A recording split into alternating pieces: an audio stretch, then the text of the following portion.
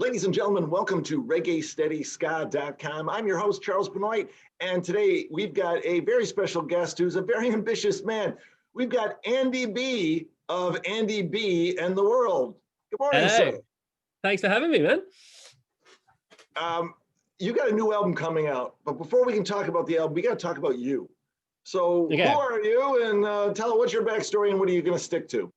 Wow, okay. So I'm a ska punk musician from the UK, down in the Southwest. I spent many years touring in bands like Fandangle and Riot and Upbeat Allstars. And when I left that kind of world of touring, like sort of probably 8 years ago, I carried on writing. And I started trying to start bands a few times, but like many that do what I do, we started a million bands in our time, and it's quite a lot of work when you first start out. And obviously, as you get older, less people can donate as much time, whereas I'm one of those people that puts all my time into it. And so finding people in the same position was hard. And so I just kind of I was trying to find ways I could do it in a unique way, because I always like to do things a little bit differently anyway. I think to make things harder for myself. And I started thinking about, we were lucky to tour with bands like Real Big Fish and Less Than Jake in the day. And so we had some kind of cool musician friends. Loads of awesome new bands were coming up, and kind of rewriting the genre.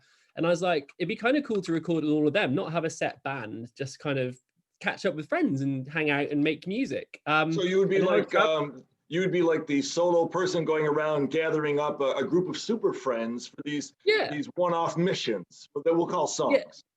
Yeah, that's it. So, I mean, all the songs were pre-written because I'd written them. There's a couple of songs that came from when I'd started it as a band a couple of times, and I sort of co-wrote a song with Rich Narbit and I co-wrote a song with Paul Runsell. And they both kind of became a part of the heart and soul of the album, really. But yeah, so I started sending demos out, and then I was doing some travel photography. I was out in Australia, and I'd been doing some work in Devon, helping. So we were taking hot meals out to the homeless community there, and a few times a week. And I was in the middle of Melbourne on a night out with some friends, and I kind of passed the back of St. Paul's Cathedral, where there's a little sort of homeless community. And I asked about it, and they told me about it. So we went and chatted to them and spent most of the night there with them chatting. And they were telling me about how, they feel anonymous and people just kind of walk past, sort of turning their nose up and don't really, think about their story. And bear in mind, this is on like the 23rd of December. So it's, it's even more heartfelt at that time of year. There's actually a photo of one of them in the booklet for the album that's coming out. And it just kind of, it was like one of those eureka moments. I was just kind of like, this is how we can make things, we can make a change, and we can raise some money. And hence the idea of donating all the profits from the album. And we will do for future albums, we'll donate all the profits from the albums. We'll get to the donation part a little bit later, but let's get back to the making of the album. You said you brought in a few friends. I'm looking at the list. You've got like 172 different musicians appear on the band, correct? Yes. Well, actually, it's even funnier than that. It's 174. Oh, wow.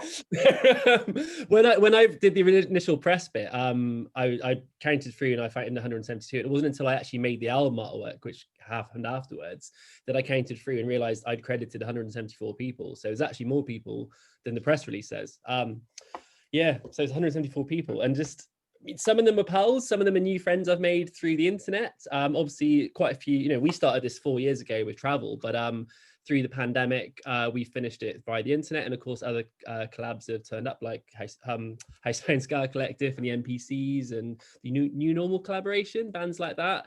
And so, obviously, some other people with the same kind of idea have kind of come on board as well, and so made cool new friends that way as well. But it just kind of it's a combination.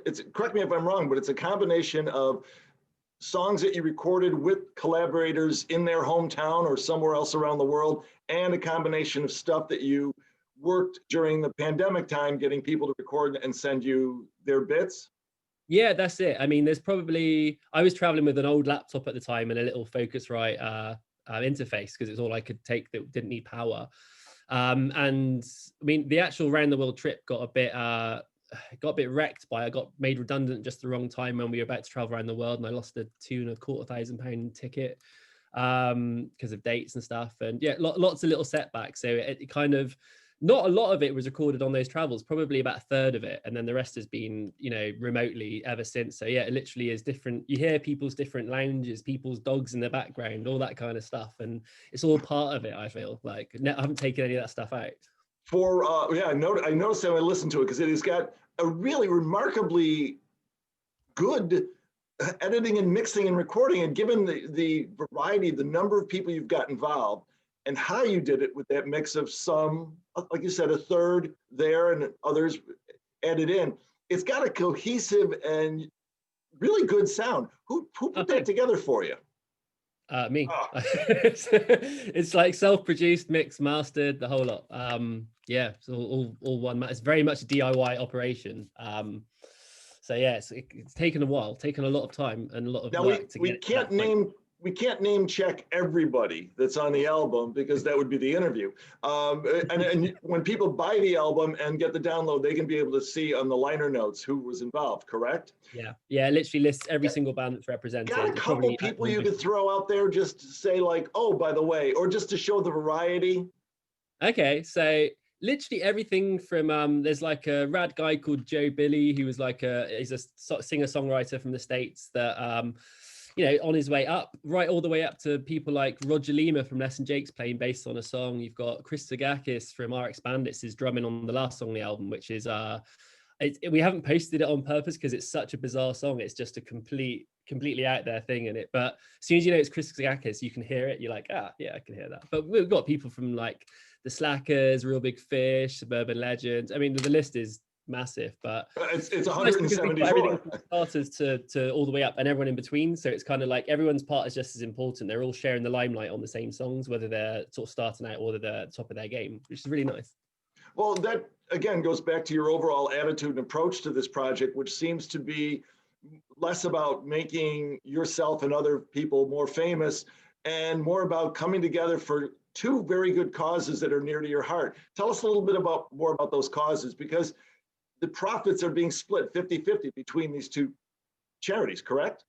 That's right. Yeah. I mean, fundraising is something I'm really big fan of. I think it's really important, especially if, you know, when we put a lot of our time into these sort of things, we tend to have more spare time for other things as well. Like last year I actually did, was it last year? 2 years ago? I did 2 rides for mental health charities. So we did 2,000-kilometer cycles. And it kind of stems from that, really. I wanted to do mental health charities in this instance as well, but I wanted to raise enough money for certain charities to make a difference rather than just kind of like a small amount for lots. And plus we'll do future releases, so there's plenty of time to visit other charities. But I mean, the homeless charity, like we discussed, kind of came from, you know, doing that kind of work in the past and wanting to make a difference that way. And we had some other plans on that basis as well, which we'll get to action later in this year. But the other charity is Music for All, who kind of, they help people with no money or, you know, sort of desperate circumstances kind of get to experience the sort of life-changing effects of making music, whether it's donated instruments or donated lessons, or they do grants for community groups that, you know, kind of can bring people in from communities to have a go at playing something. And I think that's really important. You know, our arts have been sort of slashed in budgets over the years as every year goes on, and anything we can do to help people get to experience it and sort of help create budding you know, musicians, and same with all the arts, actors and everything, you know, the more we can do to encourage that, I think the better. And so it's just doing our little bit towards that, I hope. Preach on, brother. That is that's perfect. Now, where can we want people to get this album, buy the downloads, support the causes. Where do you want them to go right now? Okay, so it'll obviously be on all streaming platforms, but that doesn't really help us a huge amount, but it helps you hear it, so that's kind of rad. You can get it in digital form from our Bandcamp, so that's andybintheworld.bandcamp.com, and you can get the vinyl release internationally through our record label, so that's pookoutrecords.co.uk, and it will be shipping to America and around the world as well. They've got kind of, you know, distro links everywhere, so it'll be easy. And how do people connect with you? Social media? Do you have a website? Yeah, so the website's andybeintheworld.com.co.uk.online, but we've got a Facebook of the same name, we've got a YouTube of the same name where we've been vlogging like weekly and kind of keeping people up to date that way, doing little music videos, and we'll continue to do that as we travel more and do little live sessions when we can. Obviously we can't do that at the moment with lockdown, but yeah, I mean, to be honest, if you put Andy B in the World into Google, it'll bring up all the social media links because it's such an unusual name. and not only that, it's such an unusual and wonderful cause and a fantastic album. If you like your ska on the punk side, Man, and you like horns, you're definitely going to be wanting to check this baby out. There's a lot of Andy horns B, on it has been a pleasure talking with you. Likewise, buddy. I've been Charles Benoit with ReggaeSteadySka.com, and we'll see you here again later. Thanks again, Andy. Thank you very much. Take care. And